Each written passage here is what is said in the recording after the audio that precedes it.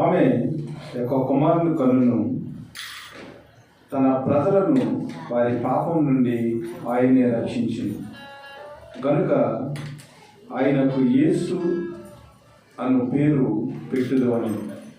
ఇదిగో కన్యక గర్భవతి కుమారుని కనును ఆయనకు ఇమ్మానుయేలును పేరు పెట్టుదు. పరిశుద్ధుడైన మా యేసుక్రీస్తు ప్రభువా, నీ నామానికి లెక్కలేని స్తుతి స్తోత్రాలు. గడిచిన కాలమంతా మమ్మల్ని కాచి కాపాడి ఈ క్రిస్మస్ వేళల్లో నాయన నిన్ను గురించి తెలుసుకుంటానికి, ఆరాధించటానికి, నీ వలే మేము కూడా నీ స్వరూపంలోనికి మార్చబడటానికి లేఖనాల ద్వారా మమ్మల్ని మీరు సిద్ధపరుస్తున్నందుకు వందనాలు స్తోత్రాలు. నాయన నీ మొదటి ఆగమనం ద్వారా మేము పరిశుద్ధపరచబడి నీవు వచ్చే ఆ రెండో రాకడకు మేము సిద్ధపడటానికి మమ్మల్ని అందరినీ కూడా నాయన మీరే సహాయం చేసి సిద్ధపరచమని, కృప చూపించమని, వచ్చిన బిడ్డలందరినీ దీవించి ఆశీర్వదించి నీ వాక్యపు వెలుగులో మా జీవితాలను శుద్ధీకరించుకుంటానికి కృప చూపించి నడిపించమని వాక్యమైన నా ప్రభువైన యేసుక్రీస్తు నామమున అడిగి వేడుకుంటున్నాం పరమ తండ్రి. ఆమేన్. ప్రియమైన దేవుని బిడ్డలారా, గతించిన వారాల్లో క్రిస్మస్ గురించి మనం అనేక ధ్యానాంశాలు ధ్యానం చేస్తాం. ఈరోజు మనము ధ్యానం చేయబోతున్న విషయం ఏమిటంటే, ప్రభువైన యేసుక్రీస్తు వారు ఈ లోకానికి మనుష్య కుమారుడిగా అవతరించడం వల్ల తండ్రి యొక్క ప్రేమ ఏదైతే ఉందో, మనుషులను ప్రేమించి ప్రభువు తన ప్రేమను వ్యక్తులు అనుభవించడానికి ప్రవక్తల ద్వారా అనేక ప్రవచనాలను లేఖనాలలో ఆయన ఉంచారు. క్రీస్తు జన్మ ద్వారా దేవుని యొక్క చిత్తం ఏదైతే ఉందో, దేవుడు రచించిన ప్రణాళిక ఏదైతే ఉందో, అది మానవాళికి యేసుక్రీస్తు ద్వారా బయలుపడింది. వాక్యమైన దేవుడు, మర్మమైన యేసుక్రీస్తు, ఆది సంభూతుడైన యేసుక్రీస్తు, మహిమాన్వితుడైన యేసుక్రీస్తు, వెలుగైన యేసుక్రీస్తు ఈ లోకానికి రావటం ద్వారా ప్రవచనాల యొక్క నెరవేర్పు, దేవుని యొక్క చిత్తము కూడా నెరవేరింది. పాత నిబంధన కాలం గురించి మనం ఆలోచన చేసినట్లయితే, పాత నిబంధన నుంచి కొత్త నిబంధనకి సుదీర్ఘమైన ఒక ప్రయాణం ఉంది. అదేమిటంటే చీకటి ప్రయాణం. మనుషులందరూ కూడా దేవుని యొక్క చిత్తం నుంచి తొలగింపబడి దేవుణ్ణి మరిచిపోయిన స్థితిలో దేవుడు ఏం చేశాడంటే, మనుషులతో మాట్లాడకుండా ఆయన మౌనంగా ఉండిపోయాడు.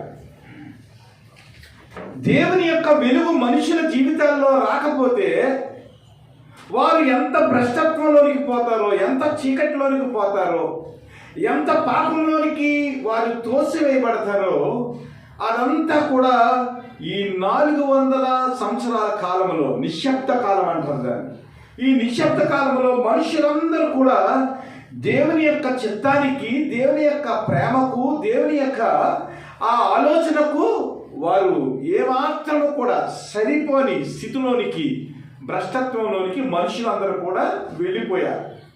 కాబట్టి ఈ చీకటి కాలాన్ని ఛేదించటానికి దేవుడు ఏదైతే ప్రేమ అనే ఆ ప్రణాళికను మన కొరకు రచించాడో, దానిని మరలా నెరవేర్చడానికి మనుష్యులను జ్ఞాపకం చేసుకుని వాక్యం యొక్క నెరవేర్పు మన యొక్క జీవితాల్లో జరగాలని ఆయన ఏం చేశాడంటే మరలా మనుషులను జ్ఞాపకం చేసుకున్నాడు, తన ప్రవచనాలను జ్ఞాపకం చేసుకున్నాడు, తన వాగ్దానాన్ని జ్ఞాపకం చేసుకున్నాడు. ఎలాగ జ్ఞాపకం చేసుకున్నాడంటే మనమందరం కూడా మనుషులము. మనుషుల యొక్క స్థితి ఏమిటి? మట్టి స్థితి, మట్టి వంటి వారం. మనం మట్టి వంటి వారమని ఆయన జ్ఞాపకం చేసుకుని, సర్వ శరీరులు కూడా గడ్డి అయి ఉన్నారు, వారి యొక్క అందము అడవి పువ్వు లాంటిది. సూర్యుని యొక్క కిరణాలు ఆ అడవి పువ్వుల మీద పడినప్పుడు అవి ఎలాగైతే వాడిపోతాయో అంత అల్పమైన జీవితం కలిగిన వ్యక్తులు. కాబట్టి అల్పమైన జీవితము కలిగిన ఆ వ్యక్తుల యొక్క జీవితాలను నిత్యత్వంలోనికి నడిపించాలని తన పోలికలో వారిని సృజించుకున్నాడు. కాబట్టి మరలా వారికి జీవాన్ని ఇవ్వాలని ఆయన శ్వాసము ఊదితే ఏమవుతుంది? గడ్డి పూలన్నీ వాడిపోతాయి ఆ వేడికి. అలాంటి దేవుని యొక్క ఆ శ్వాసాన్ని ఊదినప్పుడు మట్టి ఏమైందంటే మహిమ శరీరంగా దేవుని పోలికలో మలచబడింది. అలాంటి మహిమ శరీరము పాపము చేసి వాడిపోయే గడ్డి పువ్వులాగా అయిపోయింది. కాబట్టి మరలా ఆ గడ్డి పువ్వులు లాంటి మనుషులను వాడిపోని మహిమ శరీరంలోనికి తేవాలని ఆయన ఏం చేశారంటే పరలోకము నుంచి మరలా తన యొక్క స్వరూపాన్ని, తన యొక్క ఆ రూపాన్ని ఆయన తగ్గించుకుని మానవుని శరీరంలోనికి అనగా మట్టి శరీరంలోనికి ప్రభు అయిన యేసుక్రీస్తు వారు వచ్చారు. కాబట్టి అంత ప్రేమ కలిగిన దేవుడు మనకు ఒకే ఒక జీవితాన్ని, మానవ జీవితాన్ని ఇచ్చాడు. ఈ మానవ జీవితాన్ని దేవుని వాక్యం చేత మనము కట్టుకుని, దేవుని వాక్యం ఏదైతే బోధిస్తుందో, దేవుని యొక్క బోధలో దేవుని యొక్క చిత్తం ఏదైతే ఉందో ఆ చిత్తాన్ని నెరవేర్చి నిరంతరము మరలా క్రీస్తుతో కూడా సదాకాలము మనము నివసించేదానికి ఆయన ఏం చేశాడంటే ఇమ్మానుయేలుగా మరలా మన జీవితాన్ని నెరవేర్చాడు. ఇది దేవుని యొక్క ప్రేమ. అయితే ఇంగ్లీష్లో ఒక మాట ఉంది. ఒక వ్యక్తి ఈ మాటను, దేవుని ప్రేమను గురించి, మన జీవితం గురించి ఆయన ఒక మాట మాట్లాడాడు. అదేంటంటే only one life will soon be past, only whatever done for Christ will last అన్నాడు. అంటే మనుషులకు ఉన్నది ఒకే ఒక జీవితం. ఈ జీవితం ఏమవుతుందంటే త్వర త్వరగా గడ్డి పువ్వులాగా గతించిపోతుంది. అయితే ఈ గతించిపోయే ఈ జీవితంలో, గడ్డి పువ్వు లాంటి ఈ జీవితంలో మనకు పరలోకములో నిలిచి ఉండే స్థితి ఏదైతే ఉందో ఆ స్థితి ఏమిటంటే క్రీస్తు కొరకు, only what's done for Christ will last. అంటే క్రీస్తు కొరకు మనం ఏదైతే చేస్తామో, క్రీస్తు కొరకు ఏదైతే మనం నిలబడ్డామో అదే నిత్యత్వంలో మనతో పాటు కూడా ఉంటుంది అన్నాడు. ప్రకటన గ్రంథం 14వ అధ్యాయంలో మృతుల గురించి మాట్లాడుతూ వాని క్రియలు వాని వెంట పోవును. ప్రభువునందు నిద్రించిన వ్యక్తులు ఎవరైతే ఉన్నారో వాళ్ళందరూ ధన్యులు, వారి వెంట వారి క్రియలు పోవును. అంటే క్రీస్తు కొరకు మనం ఏదైతే చేసామో అదే మన వెంట పరలోకంలో వస్తుంది. మనకు ఉన్నది ఒకే ఒక జీవితము, అది గడ్డి పువ్వులాగా త్వరగా గతించిపోతుంది. ఎండ వచ్చినప్పుడు ఎలాగైతే వాడిపోతుందో అలాగే వయసు పెరిగి కొద్ది మన జీవితం వాడిపోతూ ఉంది. ఈ మధ్యకాలంలో నేను మాస్టర్ గారిని గమనించాను. ఒక 2 సంవత్సరాల క్రితం మాస్టర్ గారు చాలా ఫిట్గా ఉండేవారు. ఇప్పుడు నేను చూస్తూ ఉంటుంటే మాస్టర్ గారి యొక్క శరీరం అంతా కూడా వదిలైపోతుంది. అలాగే నేను మండి తాతను గమనించాను. ఒక 3 సంవత్సరాల క్రితం తాతయ్య కొద్దిగా బాగుండేవారు, కానీ ఇప్పుడు శరీరం చూస్తే స్లోగా అది ఏమవుతుందంటే మడతలు పడతా ఉంది. అందులో ఆ కండలో ఏమాత్రం బిగుతు లేదు. అంటే మన పెద్దోళ్ళు కాబట్టి చెప్తా ఉన్నాను. కాబట్టి మనిషిని యొక్క జీవితం ఏమవుతుందంటే స్లోగా వయస్సు మారి కొలిది దాని యొక్క అందము, దాని యొక్క సొగస్సు గడ్డి పువ్వులాగా వాడిపోతా ఉంది.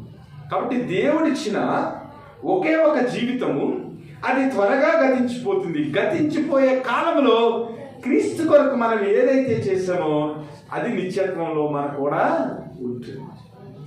కాబట్టి ఇవన్నీ కూడా జరుగుతూనే ఉంటాయి.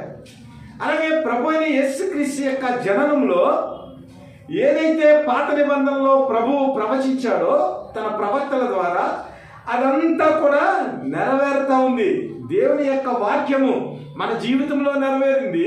దేవుని యొక్క వాక్యము యేసుక్రీస్తు జీవితంలో కూడా నెరవేరింది. కాబట్టి ఇక్కడ ఏమైందంటే, ఆమె గర్భము ధరించినది పరిశుద్ధాత్మ వలన కలిగినది.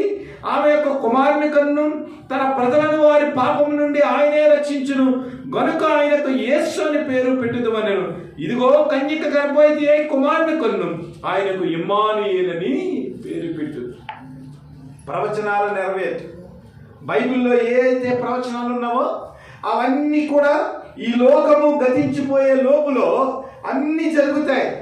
అయితే దేవుని యొక్క ప్రవచనాల్లో అంగలార్పు ఉంది. దేవుని యొక్క ప్రవచనాల్లో ఆదరణ ఉంది. దేవుని యొక్క ప్రవచనంలో స్వస్థత ఉంది. దేవుని యొక్క ప్రవచనాల్లో శాపం ఉంది. అయితే ఈ శాపమైన స్వస్థత అయిన దేవుడు మన కొరకు దాచి ఉంచిన వాగ్దానాలలో ప్రవచనాల్లో ఉన్న నెరవేర్పులు ఏమైతే ఉన్నావో అవన్నీ కూడా మనము ప్రవర్తించే తీరును బట్టి, దేవుని వాక్యానికి మనం లోబడే ఆ స్థితిని బట్టి మన జీవితంలో ప్రవచనాల యొక్క నెరవేర్పు, అనగా మనము మంచిగా ఉంటే మన జీవితంలో ఆశీర్వాదానికి సంబంధించిన ప్రవచనాలు, ఆదరణకు సంబంధించిన ప్రవచనాలు, దీవెనకు సంబంధించిన ప్రవచనాలు, ఇవన్నీ కూడా మన జీవితంలో నెరవేరుతాయి. అలా కాకుండా దేవుని యొక్క చిత్తాన్ని మనం గ్రహించకుండా మన యొక్క బాటలో మనం వెళ్ళినట్లయితే ఏమవుతుందంటే, దేవుని ప్రవచనాలలో, దేవుని యొక్క లేఖనాల్లో ఉన్న ఆ అంగలార్పు ఏదైతే ఉందో, రోదన ఏదైతే ఉందో, శ్రమ ఏదైతే ఉందో అది కూడా మన జీవితంలో తటస్థిస్తుందని దేవుని యొక్క లేఖనాల ద్వారా మనం నేర్చుకోవాలి. ఇక్కడ కన్యక గర్భవతి అయి కుమారుని కంటాది, ఆయనకు యేసు అని పేరు పెడతారు.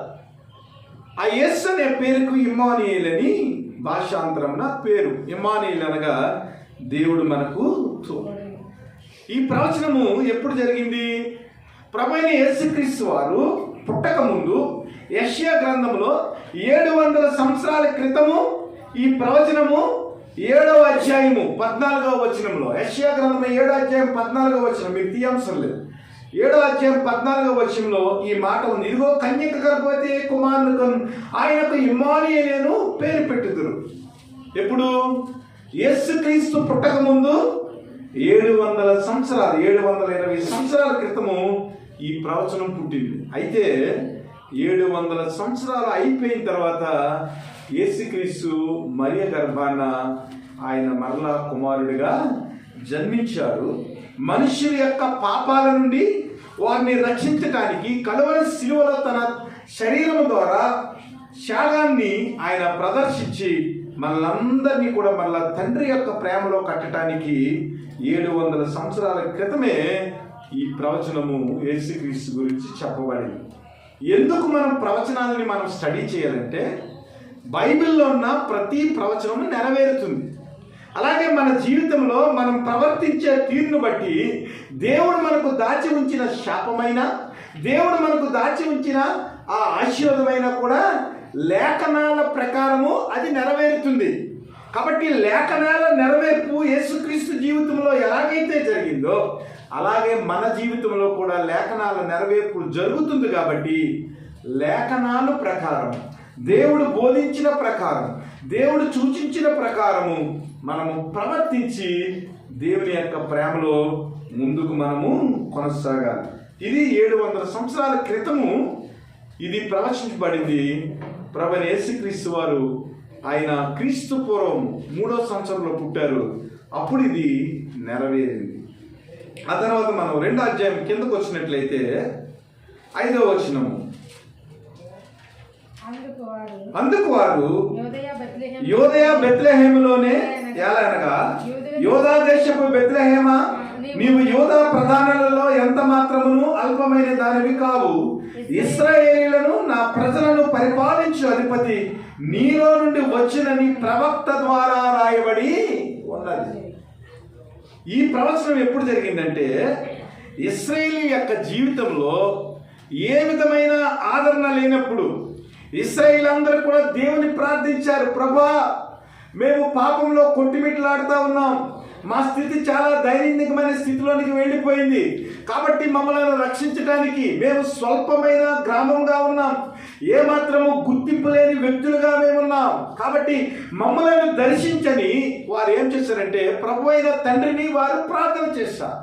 ప్రార్థన చేసినప్పుడు దేవుడు ఏం చేశాడంటే మీకా ద్వారా వారికి ఒక ప్రవచనాన్ని ఇచ్చాడు. ఇదిగో మీరు బాధపడతా ఉన్నారు, మీరు స్వల్పమైన వారని, ఎన్నిక లేని వారని, ప్రధానులలో ఏమాత్రం కూడా గుర్తింపు లేని వారని మీరు అనుకుంటా ఉన్నారు. కానీ గుర్తింపు లేని మీ జీవితంలో నుంచి, ఏమాత్రము ప్రాముఖ్యత లేని మీ ప్రదేశంలో నుంచి సకల ప్రజలను ఏలే మహారాజు పుడతాడు. ఆయనే సకల ప్రజలకు అధిపతిగా ఉంటాడు. కాబట్టి అల్పమైన స్వల్పమైన మీ జీవితాల్లో నుంచి గనుడైన దేవుడు, సకల మానవాళిని రక్షించే దేవుడు మీ ప్రదేశం నుంచి ఆయన జన్మిస్తాడని మీకా ఏం చేశాడంటే 560 సంవత్సరాల క్రితము ఏం చేశాడంటే యేసుక్రీస్తుని గురించి ఆయన ప్రవచనము చెప్పాడు. కాబట్టి మన జీవితాల్లో కూడా మనం ఏమనుకుంటా ఉంటే ఏమాత్రం గుర్తింపు లేని వ్యక్తులుగా మనం అనుకుంటా ఉంటాం, ఏమాత్రం ప్రాధాన్యత లేని వ్యక్తులుగా మన గురించి మనము ఊహించుకుంటా ఉంటాం. మనం బలమైన వారము కామని, శక్తివంతులము కామని, మనకి ఏ విధమైన వసతులు లేవని, ఈ లోకంలో మనము గుర్తింపదగిన వారము కామని అనుకుంటాం. కానీ మన జీవితంలో ప్రభువైన యేసుక్రీస్తు గనక ఉద్భవిస్తే, మన జీవితంలో ప్రభువైన యేసుక్రీస్తుని గనక మనము చేర్చుకుంటే మనమే ఈ లోకానికి వెలుగుగా, మరి ఇశ్రాయేలు నుంచి ఎలాగైతే సకల రాజ్యాలను పరిపాలించే అధిపతిగా యేసుక్రీస్తు ఎలాగైతే ఉద్భవించాడో, అలాగే మనలో నుంచి ప్రభువైన యేసుక్రీస్తు కనుక జన్మించినట్లయితే, ఆయన్ని మనం హత్తుకున్నట్లయితే, ఈ లోకములో ఎన్నిక లేని వారమైనప్పటికీ కూడా మనము అత్యంత ఘనమైన వ్యక్తులుగా మనము గుర్తింపబడతాం. ఆ తర్వాత మనము ఆలోచన చేసినట్లయితే 14వ వచనము, అప్పుడు అతడు లేచి రాత్రి వేళ శిశువును తల్లిని తోడుకుని ఐగుప్తునకు వెళ్ళి ఐగుప్తులో నుంచి నా కుమారుని పిలిచితిని అని ప్రవక్త ద్వారా ప్రభు సెలవిచ్చిన మాట నెరవేర్చబడినట్లు ఏ రోజు మరణం వరకు అక్కడ ఉండేను. ప్రభువైన యేసుక్రీస్తు పుట్టిన తర్వాత తూర్పు దేశపు జ్ఞానులు హేరోదు దగ్గరికి వచ్చారు. హేరోదు దగ్గరికి వచ్చిన తర్వాత, అయ్యా, మరి రాజులకు రాజు, తన ప్రజలను విడిపించే ప్రభువు మరి ఈ కోటలో పుడతాడని, ఉన్నతమైన స్థలంలో ఆయన జన్మిస్తాడని మేము అనుకున్నాం. యూదుల రాజుగా పుట్టినవాడు ఎవడని వారు హేరోదు దగ్గర వచ్చి విజ్ఞాపన చేస్తారు. విజ్ఞాపన చేసినప్పుడు హేరోదు కంగారు వచ్చింది. నేను ఆల్రెడీ పరిపాలన చేస్తా ఉన్నాను కదా, ఈ యూదా దేశానికి నేను రాజును కదా, నేను పరిపాలిస్తుండగానే మరలా తన ప్రజలను పరిపాలించేదానికి రాజు ఎక్కడి నుంచి పుడతాడు అంటే, నా సింహాసనము, నా అధికారము, నా ప్రాముఖ్యత అంతా పోతుందని కలవరపడి, ఆ కలవరాన్ని బయటికి పెట్టకుండా ఏం చేసినట్టే జ్ఞానులతో కుయుక్తిగా మాట్లాడు. ఓహో అలాగా, అయితే యూదుల రాజుగా పుట్టినవాడు ఎక్కడో ఉన్నాడో మీరు తెలుసుకుని రండి, మీరు ఆరాధించిన తర్వాత నేను కూడా ఆరాధిస్తానని చెప్పి ఏం చేసినట్టే మరి లేఖనాలన్నింటినీ పరిశోధన చేశారు. ఎందుకంటే దేవుని యొక్క నెరవేర్పు ఏదైతే ఉందో, దేవుని యొక్క వాగ్దానం ఏదైతే ఉందో అది ఎక్కడ ఉంటుంది? లేఖనాల్లో ఉంటుంది. ఏ విధమైన మనం శ్రమ పడవలసిన అవసరం లేదు. మన జీవితానికి ఏదైనా శోధన వచ్చినప్పుడు, ఏదైనా బాధ వచ్చినప్పుడు మనం ఎక్కడికి వెళ్ళాలి? లేఖనాల్లోనికి వెళ్ళాలి. ఆ లేఖనాల్లోనికి వెళ్ళినప్పుడు లేఖనంలో దేవుని యొక్క మర్మము దాయబడి ఉంటుంది. అది పరిశుద్ధాత్మ దేవుడు మనకి రివీల్ చేసినప్పుడు ఏమవుతుందంటే, మన జీవితానికి వచ్చిన కష్టము కానీ, నష్టము కానీ, బాధ కానీ, శ్రమ కానీ ఏదైనా కూడా లేఖనాల్లో ఉన్న శక్తి చేత మనం శక్తివంతులుగా తీర్చబడతాం. అదే చేశారు వారు. ప్రభువైన యేసుక్రీస్తుని తిరస్కరించినప్పటికీ కూడా వాళ్ళు ఏం చేశారంటే లేఖనాల ఆధారంగా పరిశీలన చేసినప్పుడు అక్కడ ఉన్న వ్యక్తులు ఏం చేశారంటే ఇదిగో బెత్లెహేములో పుడతాడు, ఆయన ఎఫ్రాతాలో పుడతాడు అని ఆ లేఖనాలను బట్టి వారు తెలుసుకున్నారు. అయితే ఈ లేఖనాలను పరిశీలన చేసిన తర్వాత జ్ఞానులు ఏం చేశారంటే 12వ వచనం ఒకసారి చూడండి. తర్వాత హేరోదునందుకు వెళ్ళవద్దని స్వప్నమందు దేవుని చేత బోధింపబడిన వారై వారు మరి యొక్క మార్గమున తమ దేశమునకు తిరిగి వెళ్ళి యేసు ప్రభుని చంపేసేదానికి చాలా సాతాను యొక్క కుయుక్తి ఎలా ఉంటుందంటే దేవుని బిడ్డలు దేవుని రాజ్యానికి చేరుకోకుండా ఉండేదానికి, దేవుని యొక్క పరిచర్య జరగకుండా ఉండేదానికి, దేవుని యొక్క ప్రేమ ఈ లోకానికి అందకుండా ఉండేదానికి వాడు ఎన్ని రకాలుగా ప్రయత్నం చేయాలో అన్ని రకాలుగా ప్రయత్నం చేస్తాడు. లేఖనాల్లో దీని గురించి చాలా విషయాలు ఉన్నాయి. మోషే పుట్టినప్పుడు ఏం చేశాడంటే మోషేని చంపించేదానికి, యూదుల యొక్క ఆ విమోచన ఐగుప్తు నుంచి జరిగేదానికి, మోషేని చంపేసేదానికి అక్కడ ఏం చేశాడంటే మంత్రసానుల్ని ఏర్పాటు చేశాడు. ఎవరైతే యోధా జనాంగం నుంచి అనగా యూదుల యొక్క బిడ్డలు ఎవరైతే ఉన్నారో వారు ఈ లోకంలో జన్మించకుండా, యూదులు పెరగకుండా ఉండేదానికి వారిని ఏం చేయమనంటే పురిటిలోనే యూదుల యొక్క బిడ్డలందరినీ చంపేమన్నారు. అలాగా మోషేను కూడా చంపేసేదానికి అక్కడ ఏం చేశాడంటే ఐగుప్తు ఫరో ఏం చేశాడంటే ఒక పన్నాగాన్ని పన్నాడు. కానీ దేవుని యొక్క ప్రేమ ఏమిటంటే ఈ మోషేని ఆ ఫరో యొక్క కుమారుడిగా పెంచుకునేదానికి దేవుడు ప్రణాళిక రచించి తన కుమార్తె యొక్క ఒడిలోనికి వెళ్ళేదానికి మోషేకు దేవుని యొక్క ప్రేమను చూపించాడు. అంటే సాతాను ఏం చేస్తాడంటే మన జీవితాలను బాగుపడకుండా, దేవుని యొక్క ప్రేమను మనం అనుభవించకుండా ఉండేదానికి ఎక్కడికక్కడ వాడి శోధన వాడు ప్రవేశపెడతా ఉంటాడు. ఇక్కడ కూడా ఏం చేశాడంటే ప్రభువైన యేసుక్రీస్తును చంపేసేదానికి జ్ఞానులు వెళ్ళి చూసి రమ్మన్నాడు. కానీ జ్ఞానులు ఏం చేశారు, నక్షత్రాన్ని పట్టుకుని అక్కడికి వెళ్ళి దేవుని పూజించి ఆరాధించి బంగారము వెండి సాంబ్రాణి బోలము అన్నీ దేవునికి సమర్పించి ఏం చేశారంటే మరలా వారు ఏం చేశారు, ఏ రోజు దగ్గరకు రావటానికి దేవుణ్ణి నిజంగా ఏ రోజు ఆరాధిస్తాడేమని వారు గమనించక ఏం చేశారంటే ఏ రోజు దగ్గరికి వెళ్ళటానికి ప్రయత్నం చేశారు. కానీ దేవుని యొక్క దూత ఏం చేసిందంటే వారికి స్వప్నమందు వారికి బోధించి మీరేం చేయాలి, ఏ రోజు దగ్గరికి వెళ్ళకుండానే మీ దేశానికి మీరు వెళ్ళిపోవాలని వారికి ఆజ్ఞ ఇచ్చింది. అట్టి రీతిగా ఏమైందంటే ప్రభువైన యేసుక్రీస్తు వారు మరలా యోసేపుకి మరలా దూత ఏం చేసిందంటే స్వప్నమందు మరి ప్రత్యక్షమై అక్కడ జ్ఞానులకు ప్రత్యక్షమైంది. ఏ రోజుకి సమాచారం తెలియకుండా తమ దేశానికి పంపించేసింది దూత. అలాగే ఇక్కడ ఏం చేసింది, ప్రభువైన యేసుక్రీస్తు చంపబడకుండా ఉండేదానికి మరలా యేసేపుకు ప్రత్యక్షమై బోధించి నువ్వేం చేయాలంటే మరి రాత్రి వేళ శిశువును తల్లిని తోడుకుని ఐగుప్తుకు వెళ్ళి ఐగుప్తులో నుంచి నా కుమారుని పిలిచిందనే ఆ లేఖనము నెరవేరినట్లు ఏం చేయాలంటే నీవు మరలా ఐగుప్తుకి మరియను ప్రభువైన యేసుక్రీస్తు అనే శిష్యుని తీసుకుని ఐగుప్తుకి వెళ్ళిపోమని దూత చేత వారు బోధించారు. అంటే ఈ ప్రవచనము ఓషియా గ్రంథంలో 11వ అధ్యాయం 1వ వచనంలో ఈ ప్రవచనం ఉంది. ఈ ప్రవచనము నెరవేరేదానికి మరలా దూత ఏం చేసింది, ప్రభువైన యేసుక్రీస్తుని తల్లిని అలాగే తనకున్న సమస్తాన్ని తీసుకుని మరలా ఐగుప్తుకు వెళ్ళమని చెప్పింది. ఇవన్నీ కూడా ప్రభువైన యేసుక్రీస్తు యొక్క ఆ జననంలో దేవుని యొక్క వాగ్దానాలన్నీ కూడా నెరవేరి ఆ తర్వాత జ్ఞానులు మరి ఏ రోజు దగ్గరికి వెళ్ళలేదని ఏ రోజు గ్రహించి బహు ఆగ్రహం తెచ్చుకుని తాను జ్ఞానుల వలన వివరముగా తెలుసుకున్న కాలమును బట్టి బెత్లెహేములోను దాని సకల ప్రాంతములలోను 2 సంవత్సరముల మొదలుకొని వయసు గల మగపిల్లలందరినీ వధించింది. అందువల్ల రామాలో అంగలార్పు వినబడెను, ఏడ్పును మహారోదన ధ్వనియు కలిగెను. రాహేలు తన పిల్లల విషయమై ఏడ్చుచు వారు లేనందున వాదార్పు పొందనలకయుండెనని ప్రవక్త అయిన ఇర్మియా ద్వారా చెప్పబడిన వాక్యము నెరవేరు. చూసుకోండి, లేఖనాలు ఎలాగ నెరవేరుతున్నాయో మీరు ఆలోచన చేయాలి. బైబిల్ని ఎందుకు చదవాలి, బైబిల్లో ఉన్న వచనాలను మనం ఎందుకు కష్టపడాలి, వాగ్దానాలను మన జీవితంలో ఎందుకు నేర్చుకోవాలంటే ఏదైతే వాగ్దానాన్ని నువ్వు పదే పదే పదే చదివేవో ఆ వాగ్దానం నీ జీవితంలో నెరవేరుతుంది. నీవు అడుగుపెట్టు స్థలాన్ని నీకు ఇస్తానన్నా. నువ్వు ఎక్కడైతే అడుగు పెట్టావో అక్కడ ప్రార్థన చేస్తే ఆ స్థలం నీదైపోతుంది. అలాగని నువ్వు మరి స్వార్థంతో ప్రార్థన చేసావనుకో అది జరగదు. నిజంగా నీకు కావాల్సి ఉంటే, నీ జీవితంలో ఏదైనా లేమి ఉంటే, లోటు ఉంటే నిజంగా నువ్వు అడుగు పెట్టే స్థలం నీదవుతుంది. దేవుని వాగ్దానాలు ఎన్నో ఉన్నవి.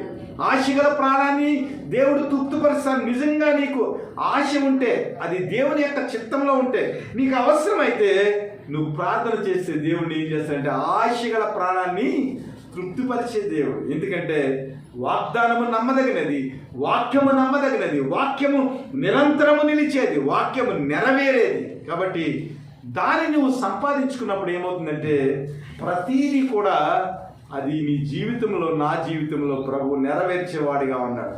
అయితే ఇక్కడ అంగలార్పుని గురించి కూడా మనం ఆలోచన చేయాలి.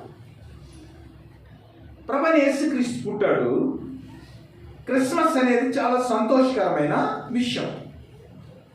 ప్రతి వారి యొక్క పాపాలను పోగొట్టేదానికి వాక్యమైన దేవుడు శరీరధారిగా ఈ లోకాల్లో ఆయన వచ్చాడు. కన్యమరియ గర్భం ద్వారా ఆయన పుట్టాడు.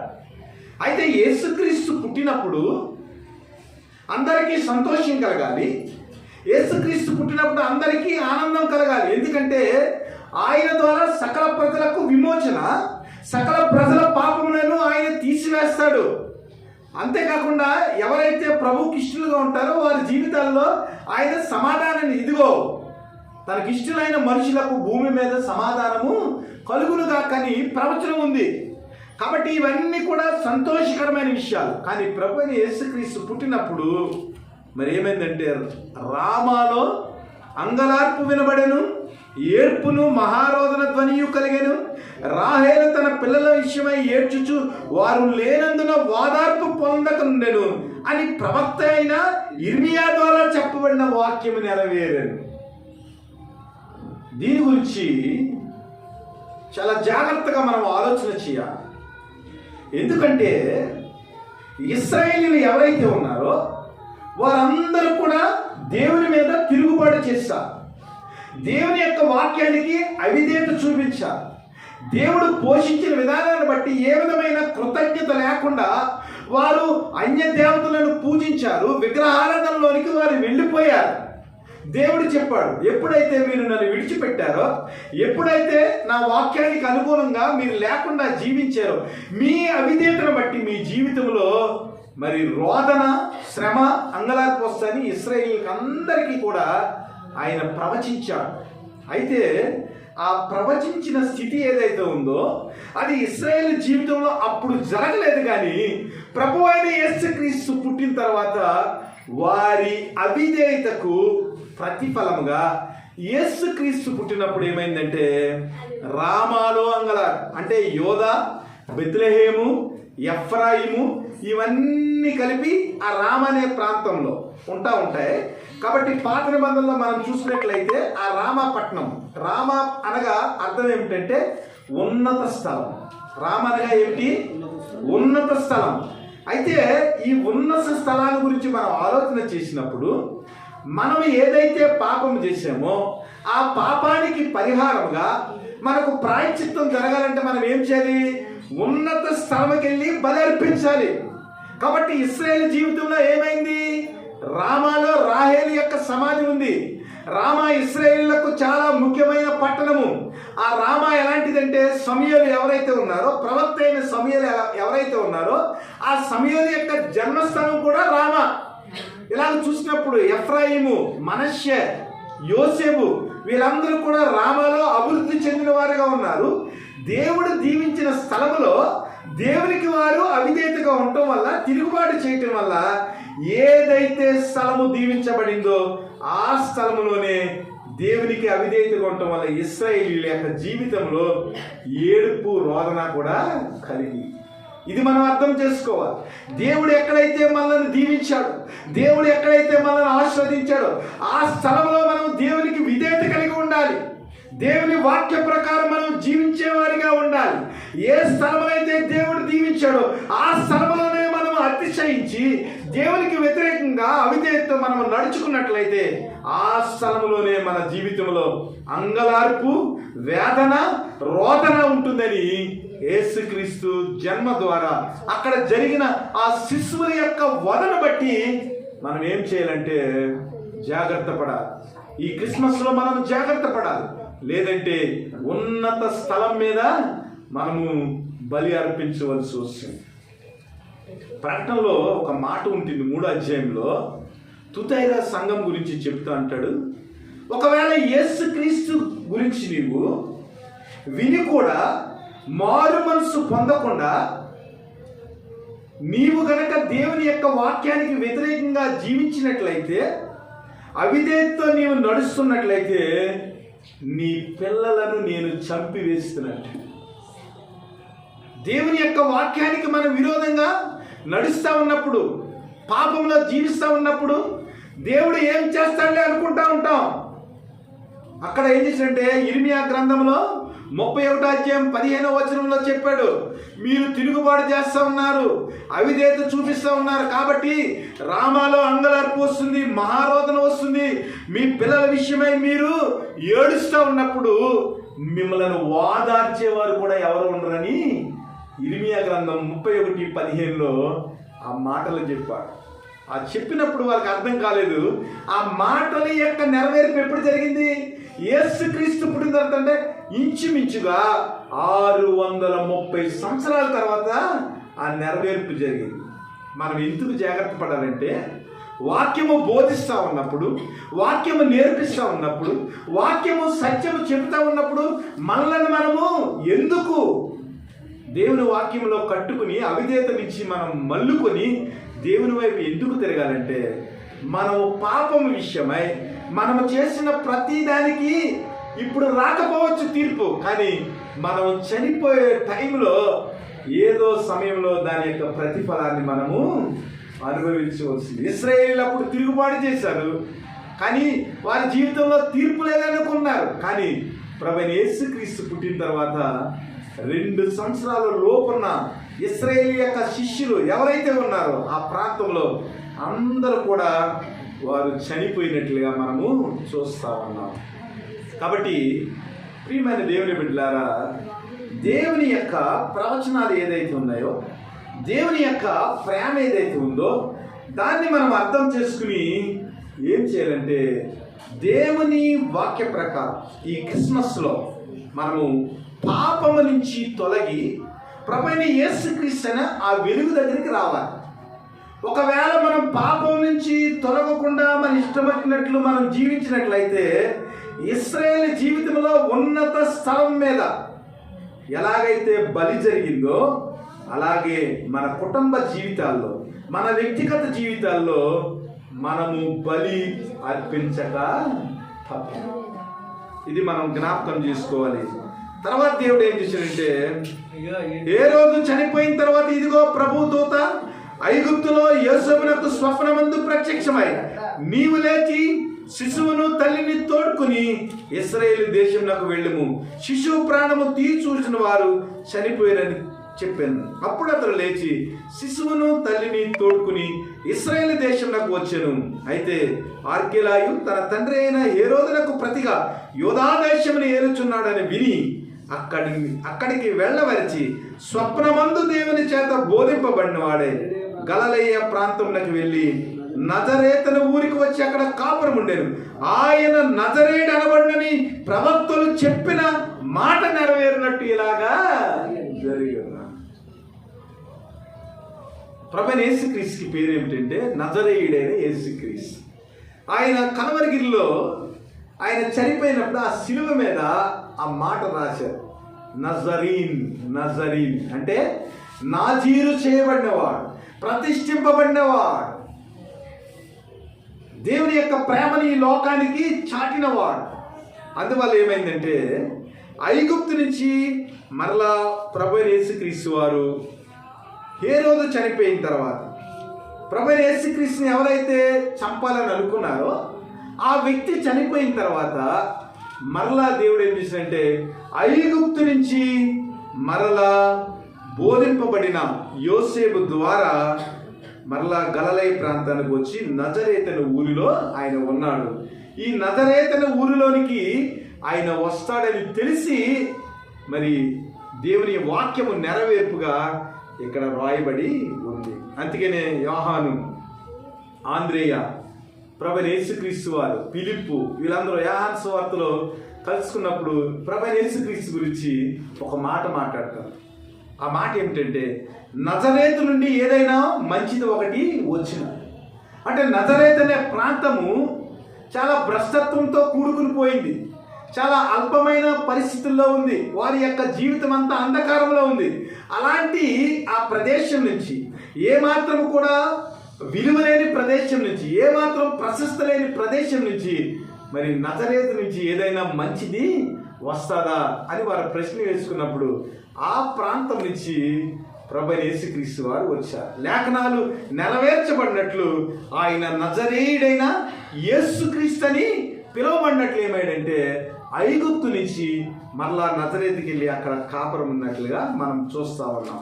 కాబట్టి ఇలాగ మనం చూసినట్లయితే దేవుని యొక్క ప్రేమ, దేవుని యొక్క ప్రణాళిక ప్రవచనాల్లో దాగి ఉంది. ఆ ప్రవచనాల్లో మరి దేవుని యొక్క ఉగ్రత ఉంది, దేవుని యొక్క ఆదరణ ఉంది, దేవుని యొక్క వాత్సల్యం కూడా ఉంది. కాబట్టి మనం అందరం ఏం చేయాలంటే ప్రవచనాలను మనం చదవాలి, వాగ్దానాలను చదవాలి.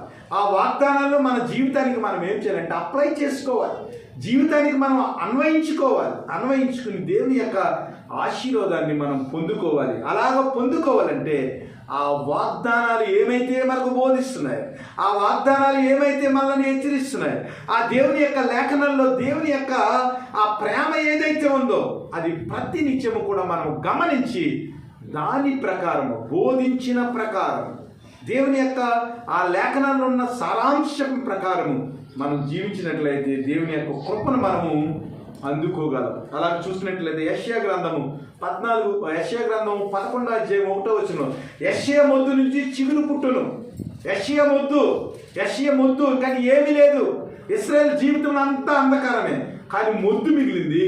ఆ మొద్దు నుంచి చిగురైన ప్రభువైన యేసుక్రీస్తు వారు వచ్చారు. అలాగే యెషయా గ్రంథం 61 అలాగే కీర్తనలో ఆయన యుగయుగములు రాజుగా ఉంటాడు, ఇశ్రాయేలుని ఏలుతాడు. మనకి లోకాసు వార్త 1:32 మనం చూసినట్లయితే దావీదు సింహాసనం నిరంతరం ఉంటుంది, ఆయన సకల ప్రజలను యుగయుగాలు ఏలుతాడని ఉంది. అదే వచనము మరి కీర్తన గ్రంథంలో రాయబడి ఉంది. దేవుని యొక్క ఆ సింహాసనం స్థిరమని రాయబడి ఉంది. ఇవన్నీ కూడా మన జీవితంలో జరుగుతాయి. కాబట్టి మనం ఏం చేయాలంటే ఈరోజు వర్తమానంలో మనం చూసినట్లయితే క్రిస్మస్లో కొంతమంది వ్యక్తులు ఉన్నారు. ఆ వ్యక్తులందరూ కూడా దేవుని యొక్క చిత్తాన్ని నెరవేర్చి ఆశీర్వాదం పొందిన వ్యక్తులుగా ఉన్నారు. అందులో సుమియోను ఉన్నాడు, అలాగే హన్న ఉంది. సుమియోను చాలా ముసలివాడయ్యాడు. ముసలివాడైన తర్వాత సుమియోనుకు ఒక వాగ్దానం ఇవ్వబడింది. ఆ వాగ్దానం ఏదైతే ఉందో అది ప్రభువైన యేసుక్రీస్తు పుట్టిన తర్వాత తన జీవితంలో జరిగింది. అలాగే ప్రభువైన యేసుక్రీస్తు వారు మందిరంలోకి వెళ్ళిన తర్వాత ఆయన యెషయా గ్రంథాన్ని విప్పి పేదలకు సువార్త ప్రకటించడానికి, హితవత్సరాన్ని వారి జీవితంలో ప్రకటించడానికి ప్రభువైన యేసుక్రీస్తు వారు వచ్చారని ఏదైతే లేఖనం ఉందో అదే లేఖనాన్ని యెరూషలేము మందిరంలో ప్రభువైన యేసుక్రీస్తు వారు చదివినట్లుగా మనం చూస్తాం. అలాగే సుమియోను జీవితంలో మరి యేసుక్రీస్తు యొక్క లేఖనము నెరవేరిన తర్వాత సుమియోను పరలోకానికి వెళ్ళిపోయినట్లుగా, అనగా ప్రభు దగ్గరికి వెళ్ళిపోయినట్లుగా, అలాగే ప్రభువును దర్శించిన తర్వాత హన్నా కూడా ప్రభు దగ్గరికి వెళ్ళిపోయినట్లుగా మనం చూస్తూ ఉన్నాం. అలాగే జ్ఞానులు కూడా ఏదైతే ప్రవచనాలు ఉన్నావో ఆ ప్రవచనాలు జ్ఞానుల జీవితాల్లో కూడా నెరవేరినట్లుగా చూస్తున్నాం. అలాగే యోసేపు జీవితాన్ని గురించి మనం ఆలోచించినట్లయితే యోసేపు ఇంచుమించు 4 సార్లు దేవుని యొక్క ప్రత్యక్షత పొందుకున్నాడు. స్వప్నమందు యోసేపు దేవుని దూత ద్వారా బోధింపబడినవాడు. చూడండి ఈ మాటలు చూద్దాం. మత్తయి శుభవార్త 20వ వచనం. అతడు ఈ సంగతులను గూర్చి ఆలోచించుచుండగా ఇదిగో ప్రభువు దూత స్వప్నమందు అతనికి ప్రత్యక్షమై. ఒకటోసారి మనం చూస్తా ఉన్నాం. ఆ తర్వాత 13వ వచనం చూడండి. వారు వెళ్ళిన తర్వాత ఇదిగో ప్రభువుతో స్వప్నమందు యోసేపునకు ప్రత్యక్షమై. ఆ తర్వాత మనం చూసినట్లయితే 19వ వచనంలో యోసేపునకు స్వప్నమందు ప్రత్యక్షమై నీవు లేచి శిశువును తల్లిని తోడుకుని ఇశ్రాయేలు దేశంనకు వెళ్ళుము. 23వ వచనంలో మనం చూసినట్లయితే హేరోదునకు ప్రతిగా యూదయ దేశమును ఏలుచున్నాడని విని అక్కడికి వెళ్ళవెరచి స్వప్నమందు దేవుని చేత బోధింపబడిన వాడే గల్లయ ప్రాంతంలోకి వెళ్ళి. అంటే ప్రతిసారి కూడా దేవుడు ఏదైతే బోధించాడో, దేవుడు ఏదైతే వాక్యంలో చెప్పాడో, దేవుడు చెప్పినట్లు 100% యోసేపు ప్రవర్తించాడు. దేవుడు చెప్పినట్లు గొర్రెల కాపర్లు ప్రవర్తించారు. దేవుడు చెప్పినట్లు మరియ ప్రవర్తించింది. యోసేపు జీవితంలో ఒక ప్రశ్న, ప్రదానం చేయబడిన తన భార్యకు అతను కూడకుండానే గర్భం వచ్చింది, అదొక ప్రశ్న. అలాంటి పరిస్థితుల్లో కూడా యోసేపు ఏం చేశాడు? దేవుని చేత బోధింపబడిన వాడే మరియ పరిశుద్ధాత్మ వల్ల గర్భం ధరించి నువ్వు ఏమాత్రము అనుమానించుకుని భార్యను తీసుకుని నీవు జనాభా లెక్కలు రాయించుకుంటానికి ఆ ప్రాంతానికి వెళ్ళా. మరియ జీవితంలో ప్రశ్న ఎంత గొప్ప ప్రశ్న అండి. కన్యక పురుషుణ్ణి కూడకుండా గర్భం ధరించింది. అసలు ఎంత శోధనది, ఎంత బాధ. ఈ లోకంలో అసలు అలాంటి పరిస్థితుల్లో మనం జీవించగలమా? పెళ్ళవని ఒక కన్యకకు 9 ఏళ్ల గర్భం వచ్చింది అనుకోండి, 6 ఏళ్ల గర్భం వచ్చింది అనుకోండి, అలాగ దారిండి పోతా ఉంటే ఎంతమంది అడుగుతారండి, అమ్మా మీ అమ్మాయికి పెళ్ళి అవ్వలేదు కదా, ఏంటి అలాగ గర్భవతి అయింది? వాళ్ళు మనకు తెలియకుండా అనేక పాపాలు చేయొచ్చు, కానీ మన పిల్లలు ఏదైనా అలాంటి సమస్యలో పడితే ఎంతమంది మనల్ని హేళన చేస్తారు కదా. అలాంటిది మరి మరియ జీవితంలో గర్భం ధరించిన తర్వాత మరియ కూడా ఏం చేసింది? దేవుని యొక్క వాక్యాన్ని, దేవదూత ఏదైతే చెప్పిందో దాన్ని బట్టి దేవుని చిత్తానికి లొంగి ప్రభు అయిన యేసుక్రీస్తుకి తన గర్భాన్ని దానం చేసింది. అలాగే యోసేపు త్యాగం చేశాడు దేవుని కొరకు. లోకం యొక్క పరిస్థితులను ఏమాత్రం కూడా ఆలోచించక ఆమెను అవమానపరచవలక. అదే మనమైతే ఏం చేస్తామండి? అబ్బాయి ప్రధానమైంది, పెళ్ళి అవ్వకుండా మీ అమ్మాయి ఎలాగా గర్భం ధరించింది, క్యాన్సిల్ చేసండి పెళ్ళి. ఇలాంటి చెత్త సంబంధాన్ని మేము చేసుకోమని ఆ ఇంటికి వెళ్ళి గొడవడి మనం ఏం చేస్తామంటే ఆ సంబంధాన్ని క్యాన్సిల్ చేసేస్తాం.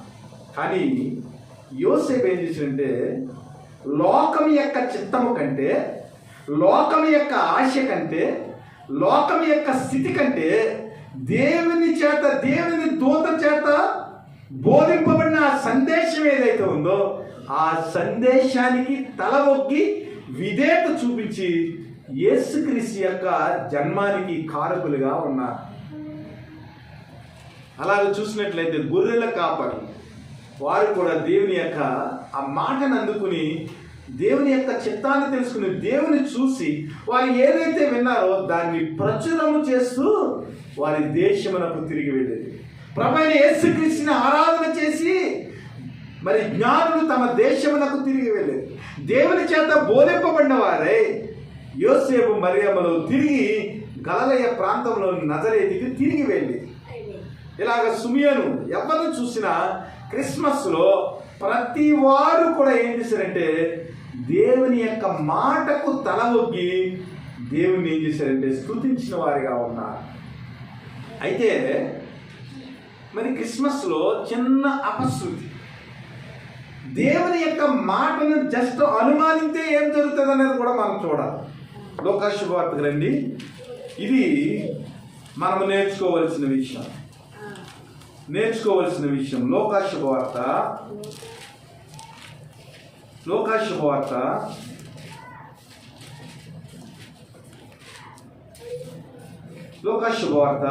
1:17 వచనం.